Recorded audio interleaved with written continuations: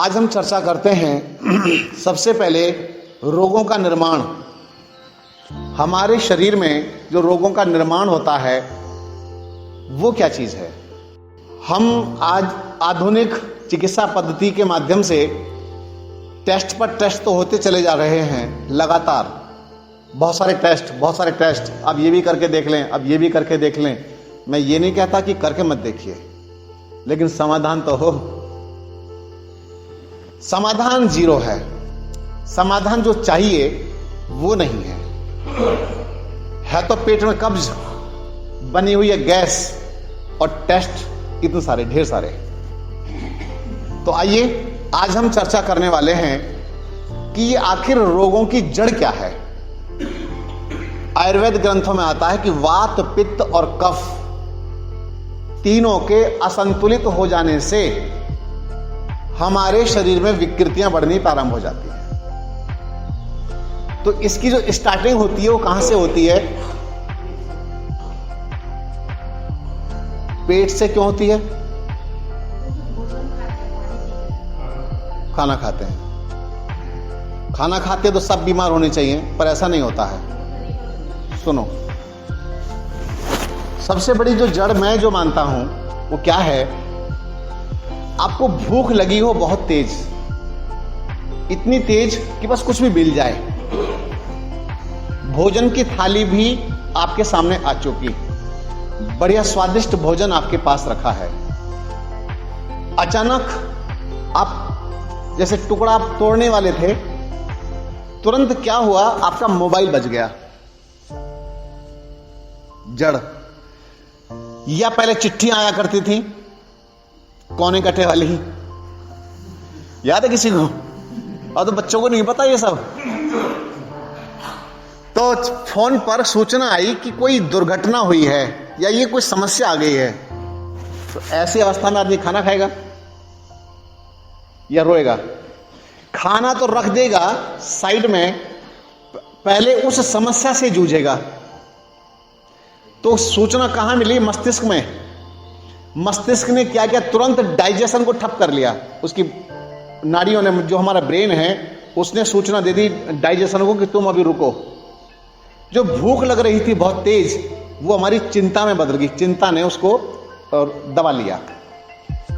अब जब तक वो टेंशन, वो चिंता, जब तक वो समस्या, वो दुख हमारे मस्तिष्क में भरा हुआ होगा, तब तक किसी भी कीमत पर आपको भूख नहीं लगेगी। वो एकदम दब गई। एकदम ऐसे समझो कि अग्नि जल रही थी और आपने बहुत सारा पानी डाल दिया उसके ऊपर, तो अग्नि से मंद पड़ गया। तो यानी कि ये संबंध हुआ हमारे ब्रेन से, मस्तिष्क से।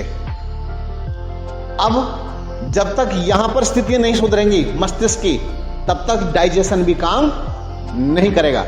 और जैसे जैसे ये हल्कापन आएगा, इसमें लोग बातें करेंगे, भैया हो जाता है, करते हैं। तो जैसे जैसे स्थितियां सुधरेंगी वैसे वैसे ये भी ठीक होना शुरू होगा और आपकी भूख की डिमांड कुछ बढ़ेगी, भूख लगेगी आपको। अब अधिकांश लोग परिवारों में घड़ी देख करके भोजन करते हैं। कितने बज गए? 8 बज के, फटाफट नाश्ता दो। घड़ी को भूख लगी है क्या? घड़ी को तो भूख नहीं लगी। क्या तुम्हें भूख लगी है या घड़ी को लगी है? पता चला कि मुझे तो भूख लगी ही नहीं थी और मैं तो घड़ी को देख करके खाना नाश्ता करके ऑफिस निकल गया। पहले से कुछ गैस सी भी बन रही थी, पेट भी पूरा साफ नहीं हुआ था, डाइजेशन यानी कि हमारा ये पाचन तंत्र भी तैयार नहीं था। और हमने क्या किया? कुछ भोजन अपने अंदर डाल दिया। ये ऐसे हुआ कि जैसे अग्नि जली ना हो और हवन करने बैठ जाएं और आहुति देना शुरू कर दें, तो थोड़ा धुआं धुआं उठना प्रारंभ हो जाएगा। तो ठीक इसी तरह से हमारे अंदर भी बिना भूख के खाया हुआ भोजन वो गैस पैदा कर देता है, पचेगा ही नहीं वो। अब जब हमारा भोजन नहीं पचा है और बिना भूख के हमने खाना खाया है, तो हम बहुत बड़े नुकसान में आ गए। अब यही स्थितियां हमारी लगातार काफी लंबे समय तक चलती चली जाती हैं। इधर तो एक हमारी इस भूल के कारण ऐसा हुआ, दूसरा हमारे अनुसार, हमारे अनुकूल क्या क्या वस्तुएं खाने योग्य थी, इस पर चिंतन नहीं किया।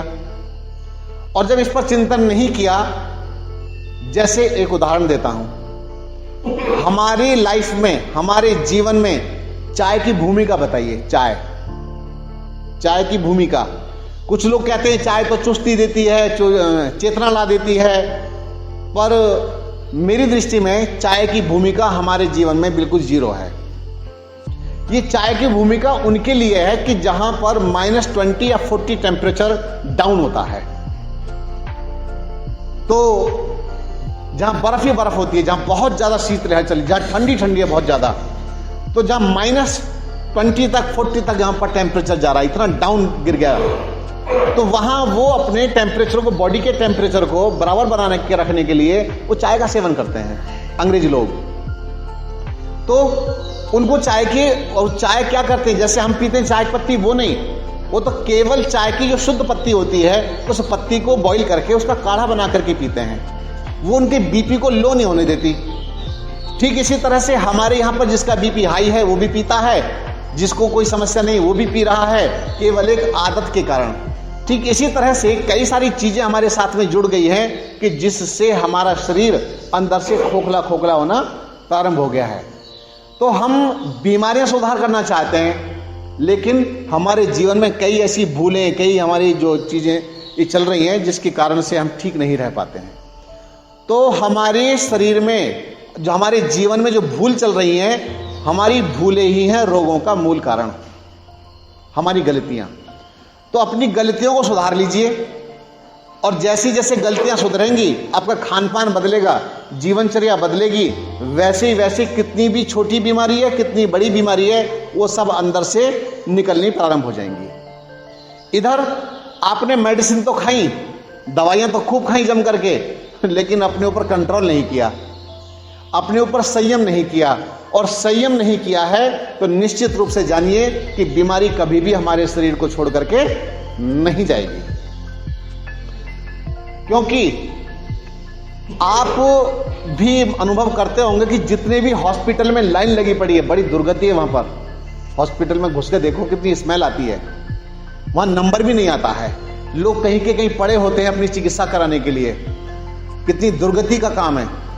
तो जितने भी हॉस्पिटल में लोग लाइन लगा करके वहां पड़े हुए हैं, बैठे हुए हैं, बेड पर वहां पड़े हुए हैं, आईसीयू में भर्ती हैं, एक्सीडेंटल केस को छोड़ करके, केवल एक्सीडेंट को छोड़ दीजिए, वरना सब ये जीव के कारण है, ये दूषित आहार विहार के कारण है, गलत खान पान के कारण ही ये सब स्थितियां उत्पन्न हुई हैं। तो जैसे जैसे हमारा आहार बदलेगा, जैसे जैसे हमारी दिनचर्या बदलेगी, जैसे जैसे शरीर का शुद्धिकरण हम यहाँ होगा, वैसे वैसे आपके शरीर से टॉक्सिन्स रिमूव होंगे, और टॉक्सिन्स रिमूव हुए बस आपका शरीर बिल्कुल नया होना प्रारंभ हो जाएगा।